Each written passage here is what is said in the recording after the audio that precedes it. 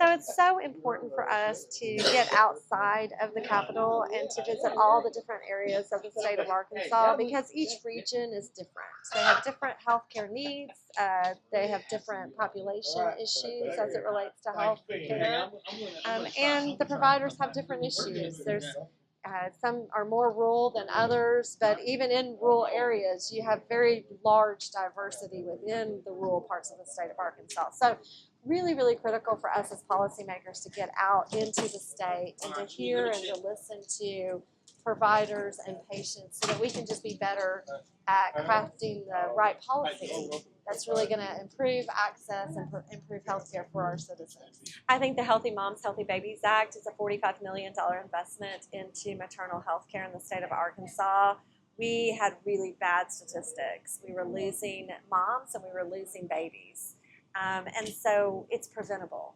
If you have good prenatal care and you start those visits as soon as you find out you're pregnant. But women also need to be healthy before they get pregnant.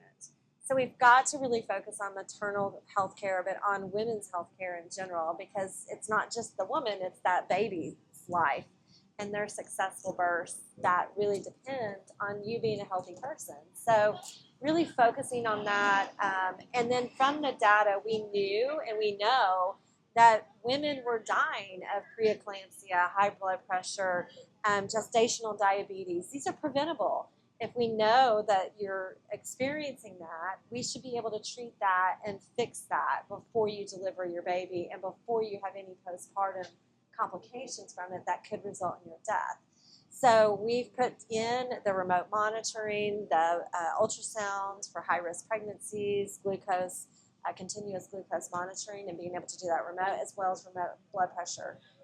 But also we increased payments to OB-GYNs, increased reimbursement for labor and delivery units to stabilize those units and to get more people into the workforce.